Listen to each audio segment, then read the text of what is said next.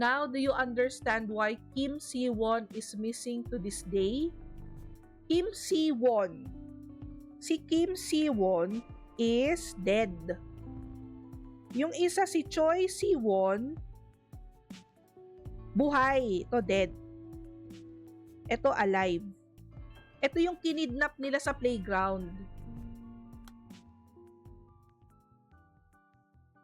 Wow! Great work, ma'am. Now, do you remember everything? Do you understand why Si-won's case was never solved after all this? Thank you for telling me that she came home safely, that I didn't doom a little girl to her death. Thank you, truly. I remember how surprised I was when I first saw this case. Everyone involved was lying, for one reason or another, whether it was to protect a loved one or to keep a promise to someone important. What about you, Your Honor? Are you keeping a secret from someone just like them? Actually, yes. For your sake. Sino ka? I need 2 keys.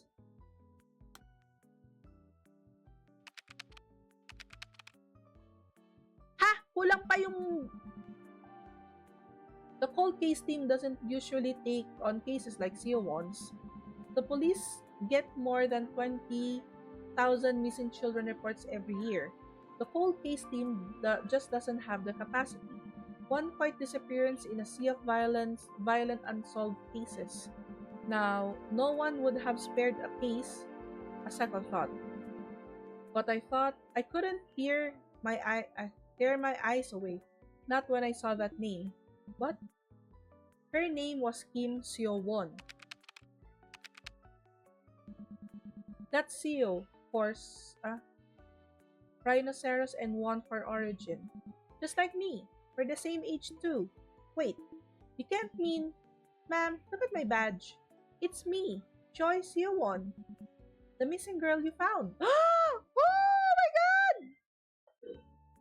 Wow! What a twist! Bakit nilabutan ako?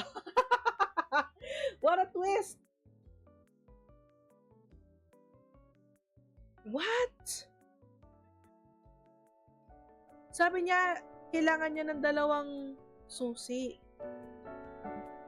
It's me, Choi Seo-won. Please don't cry, ma'am.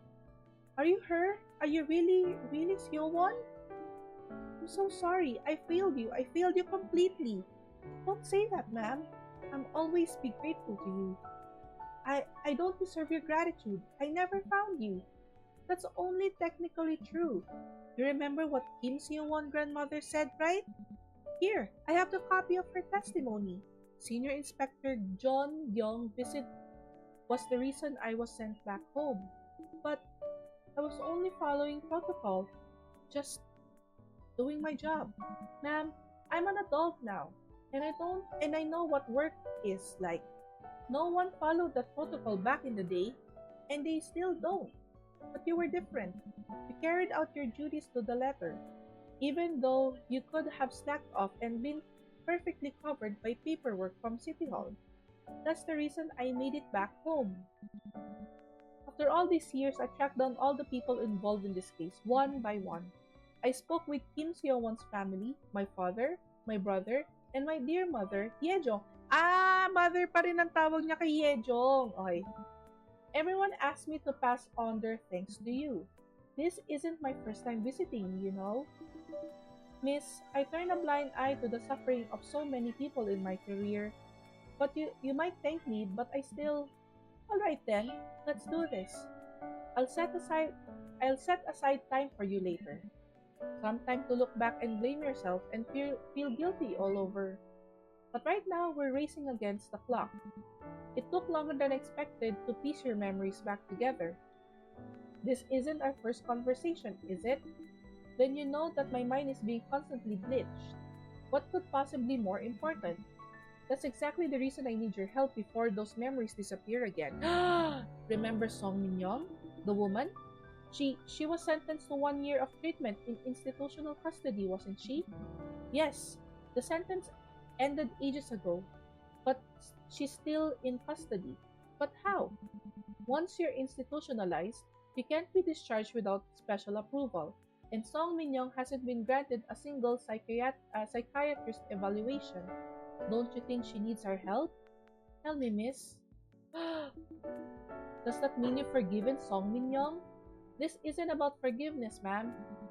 It's abundantly clear, even from a purely bureaucratic perspective, that we need to do something. Siwon's case is still marked as open and no case should remain unsolved. Wow! This game! Kinikilabutan me! Thank you for playing. Eh! Naiyak ako! Parang ang galing ng twist niya. Amazing. Oh my God. Wow, thank you for this game. Somi. Thank you for this game. Oh my gosh. That was deep.